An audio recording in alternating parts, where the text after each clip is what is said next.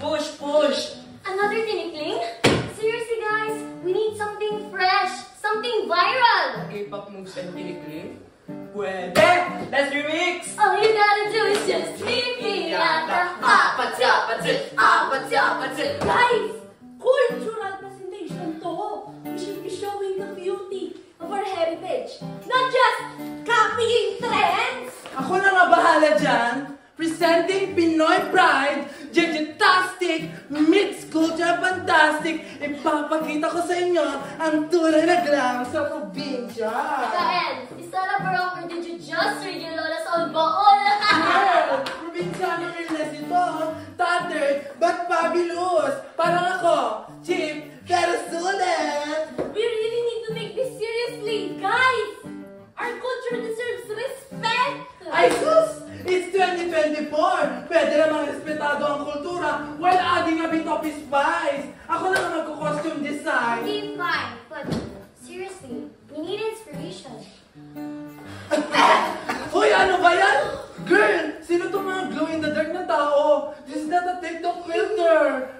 Ako si Lixie, taguan ng mga kwento, laro ng tradisyon. Ako, si Zaningning, tagapamatay ng kasaysayan, kayamanang di dapat kalimutan.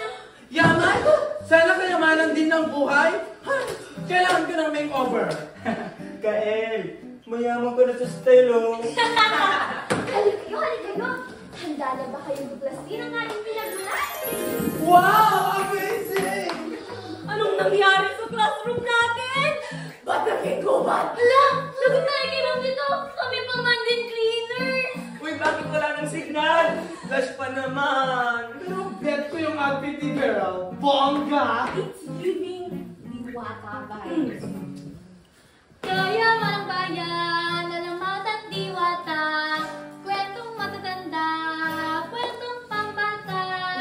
Duwende tayong kanto, sa gubat matatagpuan. Sa kulturang Pilipino, buhay at makulay. Aswang at ikbalang, hapres sa buluan. Mito ng lahi, sa puso'y nananahan. Sa kwento ng bayan, hiwaga ay taglay.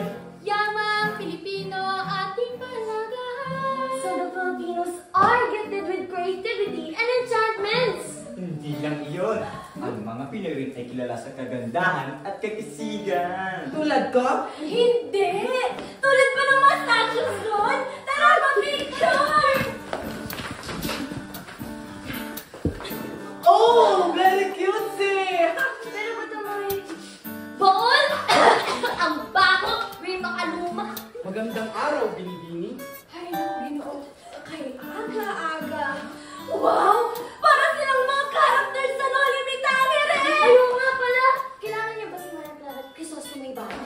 Nandito ba sila? Maria Clara, kanyang pangalan.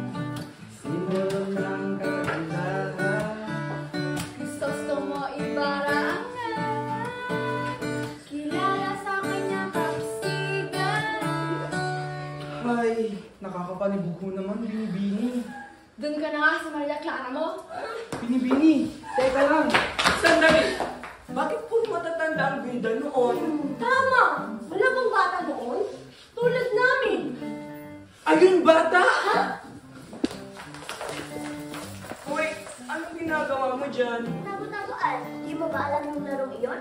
Kalimutan na nga ata ko ng makalaro ko eh. Kanina pa ako din natataya. Wala ba kayong ML? Code M? RG! Ha? Ano yun? Diyos ko! Meron ka pa bang ibang laro? Sali kami!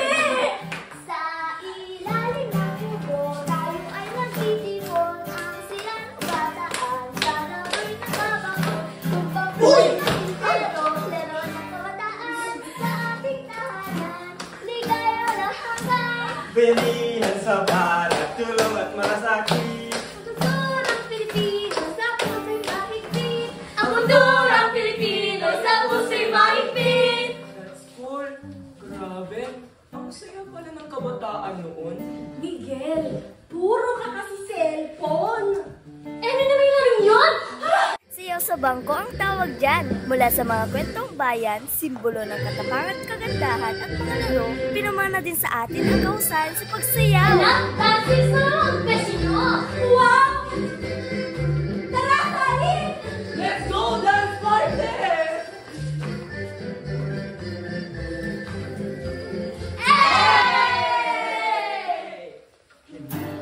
Hindi bago ang Kulturang Pilipino, halo mo.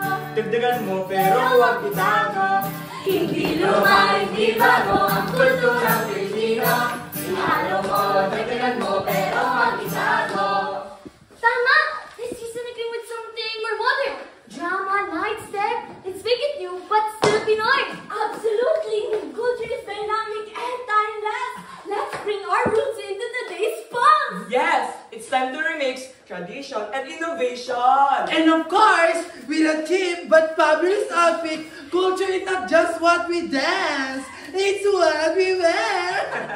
Kel, mukhang bagay mo maging duwende ah. Sige, basta may fashion budget ako ha. Ang kultura ay nasa puso nyo.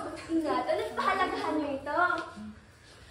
Kulturang Pilipino, ating pagdiwang. Natatanging sining, sayawan, awitin, pinanggalingan. Huwag kalimutan. Ating kultura ay dynamic at timeless. Kahit sa digital age ay kaya nitong sumikat.